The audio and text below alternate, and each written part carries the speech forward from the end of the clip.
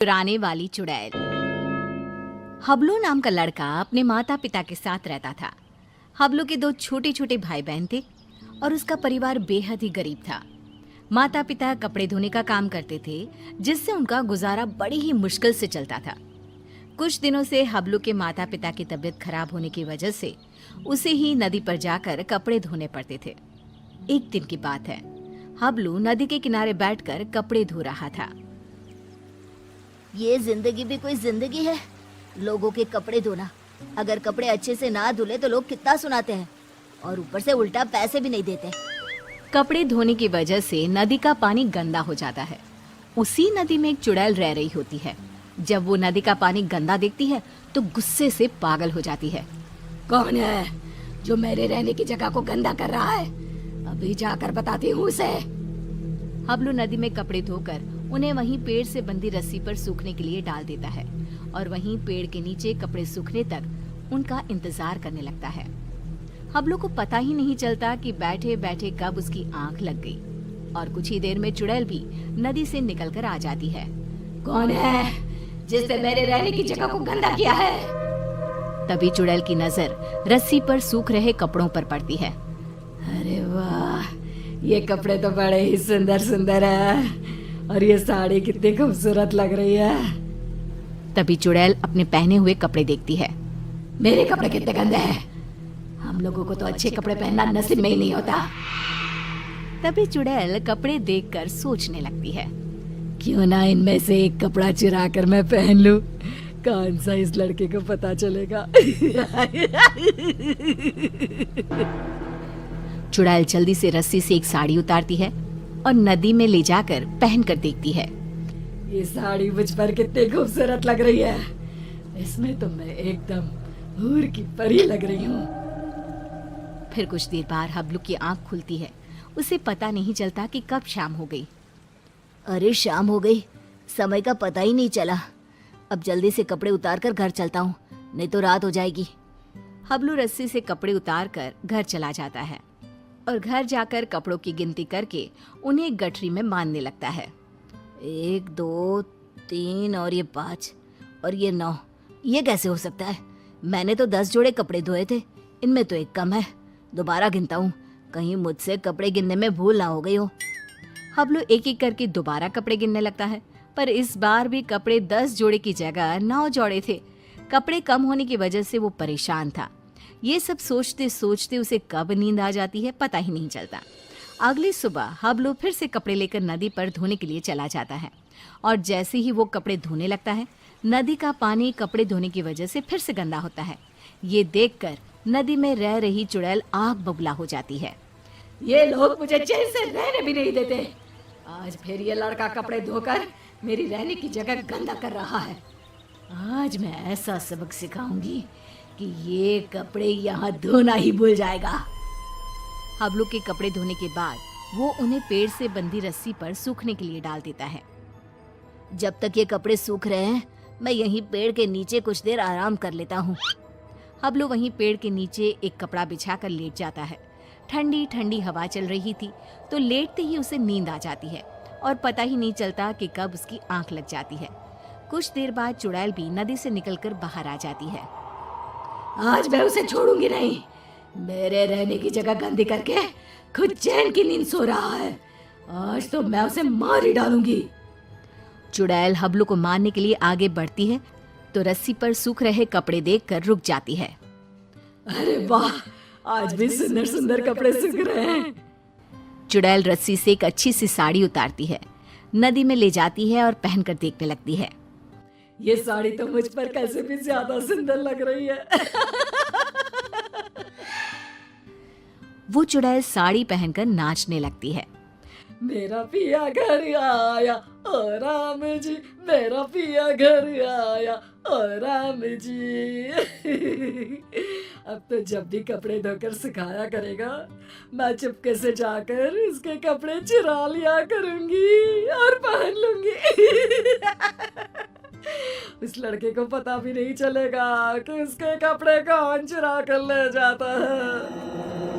और अगले दिन नदी का गंदा पानी देखकर चुड़ैल फिर से बाहर आती है और फिर से देखती है। ये लड़का आज भी कपड़े सुखाकर सो रहा है। इस तरह से चुड़ैल हर रोज चुपके से जाती, एक अच्छा सा कपड़ा उठाती, नदी में ले जाती, पहनकर देखती और खुश होती। जब हबलू सोकर उठता तो वो एक जोड़ी कपड़े गायब पाता। कपड़े चोरी होने की वजह से हबलू बहुत ज्यादा परेशान हो जाता है। समझ में नहीं आ रहा कि मेरे कपड़े कौन चुरा कर ले जाता है।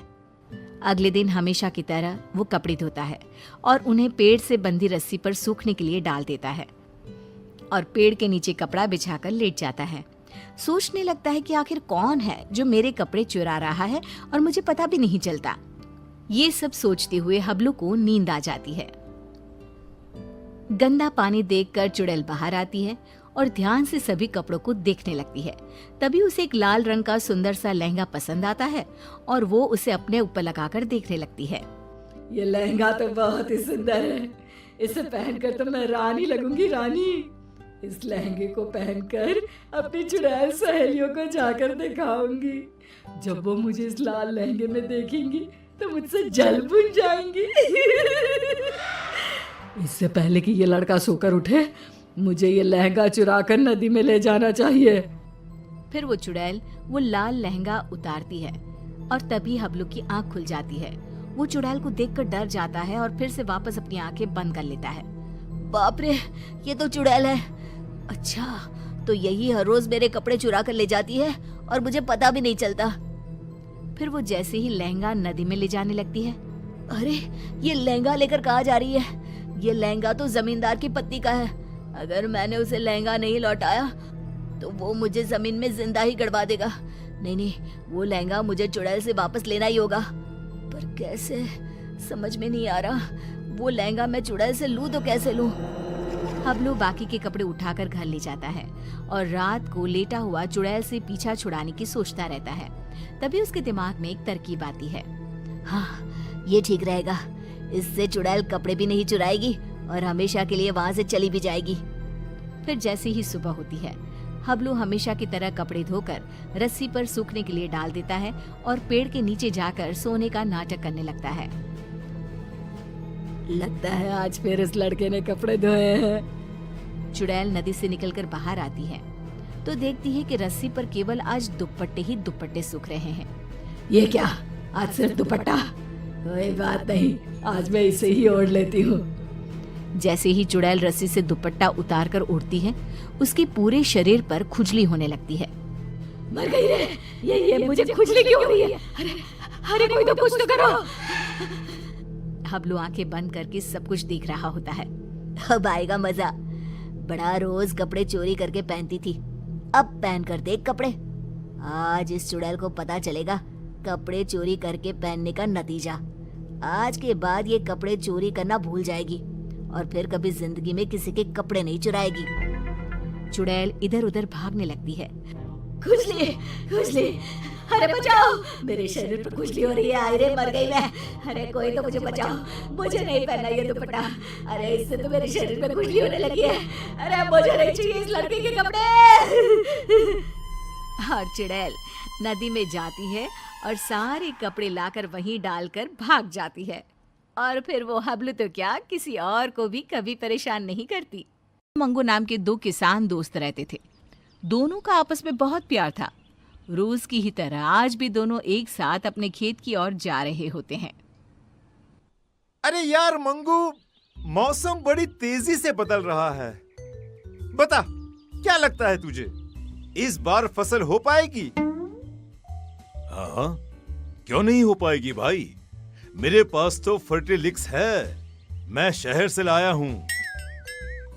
ओ, खाद तो, अरे वो तो हमारे पास भी है। सब गुड़ गोबर कर देता है तू, ये शहर में मिलता है। अरे तू कहां से पाएगा, बहुत महंगा मिलता है ये। दिखा दी ना अपनी औकात। मंगू, आखिर हमारे बीच पैसा आ ही गया। अरे नहीं चाहिए मुझे तेरे जैसा दोस्त जो हमेशा मुझे नीचा दिखाना चाहता है। अरे चंगू, पर मैंने कब तुझे नीचा दिखाया? अरे मैं तो सच्चाई कह रहा हूँ। गांव के बीचों बीच दोनों बुरी तरह लड़ पड़ते हैं। कुछ ही देर में बोला चाली हाथापाई में बदल जाती है। गांव के कुछ लोग आकर उन्हें छुड़वाते हैं और अपने अपने काम पर जाने को कहते हैं। शाम को मंगू तो अपने घर लौट आता है, पर चंगू नहीं आता। अभी तक ये घर नहीं आए। इतनी देर तो ये कभी नहीं करते। भगवान ना करे इन्हें कुछ हो तो नहीं गया ना। मंगू भाई साहब के घर जाकर पता करती हूँ। रास्ते में ही उसे सुबह चंगू मंगू के बीच हुए झगड़े के बारे में पता चलता है। मतलब मंगू भाई साहब ने ही किया है ये सब। ऐसा बदला लिया कि मेरे सुहाग को ही गायब कर दिया। विमला गुस्से में सोनम के पास जाती है और कहती है, कहाँ है सोनम, बाहर निकल। बता मेरे चंगू जी कहाँ है? क्या किया है आप लोगों ने उनके साथ? तभी उन सबके सामने अपने हाथ में चंगू को उठाए एक चुड़ैल हवा में उड़ती हुई आती है। मरोगे, सब मरोगे। छोड़ूंगी नहीं मैं किसी को, कोई नहीं बचेगा। कौन कौन हो तुम? छोड़ दो मेरे पति को। मैं हूँ उड़ने वाली चुड़ैल। सबकी आंखों के सामने वो चुड़ैल चंगू को उड़ाकर ले जाती है। बचाओ बचाओ, अरे अरे कोई बचाओ मुझे। उसी रात से गांव में उड़ने वाली चुड़ैल का साया मंडराने लगता है। अगली सुबह केसारी लोटा लिए खेत की तरफ जा रहा होता है। तभी चुड़ैल उड़ती हुई आती है और उसे हवा में उड़ाकर ले जाती है। अरे चुड़ैलिया, मुझे छोड़ दे मुझे चुड़ैलिया। अरे चाहिए तो मेरा ये लोटा ले ले। तेरे लोटे का मैं क्या करूंगी? मुझे जो तेरी चर्बी चाहिए, चर्बी। चुड़ैल चंगू की तरह ही केसारी को गांव के बीचों बीच हवा में घुमाती हुई गायब हो जाती है। धीरे धीरे चुड़ैल का प्रकोप गांव में बढ़ता ही जाता है। आए दिन कोई ना कोई गांव से गायब हो जाता। धीरे धीरे कर लोग घर से निकलना भी बंद करने लगते हैं। फिर एक दिन, ऐसा कब तक चलेगा? अरे कब तक हम लोग घर पे बैठे रहेंगे? अब तो कोई अपने घरों के छत पर भी नहीं जाता। इस चुड़ैल से छुटकारा पाने का कोई ना कोई रास्ता तो निकालना ही पड़ेगा। हाँ जी, बिल्कुल सही कह रहे हैं आप। अरे पर हम लोग करेंगे क्या? पीछा करेंगे उस चुड़ैल का। पता तो करना ही होगा कि वो चुड़ैल गांव वालों को कहाँ ले जाती है। पर वो तो अचानक ही कहीं गायब हो जाती है। कहाँ से हम पता लगा पाएंगे कि वो कहाँ जाती है? गेहूं की एक पोटली तो लाना सोनम। ये पोटली ही आज सभी गांव वालों का ठिकाना बताएगी। शाम को मंगू जानबूझकर हाथ में एक गेहूं की पोटली लेकर गांव के चौराहे से गुजरता है। उसे देखते ही चुड़ैल उसे उठा ले जाती है। फंस ही गया, चुड़ैल के जाल में फंस गया। फंसी तो तू है चुड़ैल, मंगू के जाल में। हमेशा की तरह चुड़ैल गांव के बीचों बीच उड़कर मंगू को लेकर गायब हो जाती है। चुड़ैल के अदृश्य होते ही मंगू अपनी पोटली से गेहूं के दाने नीचे डालना शुरू कर देता है। दानों का पीछा करते हुए सभी गांव वाले एक अलग ही दुनिया में पहुंच जाते हैं।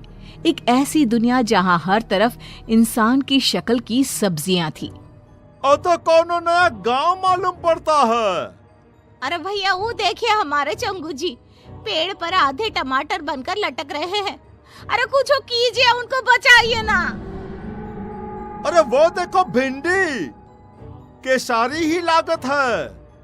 मतलब उड़ने वाली चुड़ैल सभी को सब्जी में बदल देती है। मतलब ये सभी सब्जियां इंसान ही हैं। इन लोगों को हम बचाए तो बचाए कैसे? तभी पेड़ पर लगा एक टमाटर कहता है, इस गांव को श्राप है कि अगर किसी ने एक भी सब्जी तोड़ी तो सभी की सभी सब्जियां इंसान में बदल जाएंगी। पर चुड़ैल के रहते कोई सब्जी को छू भी नहीं सकता। अरे वो आती ही होगी, तुम लोग भी कहीं छुप जाओ, जाओ जल्दी। ये सारी बातें मंगू सुन लेता है। वो चालाक तो था ही। वो चुड़ैल से कहता है, जो मर्जी तुम्हारी, वो सब्जी मुझे बना दो, मगर बाहर धूप में जो सब्जियां सड़कर टूट गई तो मेरी सब्जियां टूट नहीं सकती, उन्हें ताजा रहना होगा। तो किसी को सब्जियों को पानी देने के लिए क्यों नहीं रख लेती? हाँ, ये सही रहेगा, पर ये काम करेगा कौन? हाँ, वैसे तो मुझे मटर बनना था, पर ये काम भी चलेगा।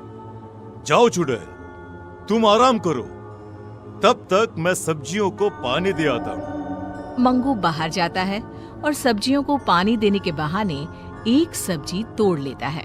जैसे ही वो सब्जी तोड़ता है, जादुई नगरी खत्म हो जाती है। सभी सब्जियां इंसानों में बदल जाती है।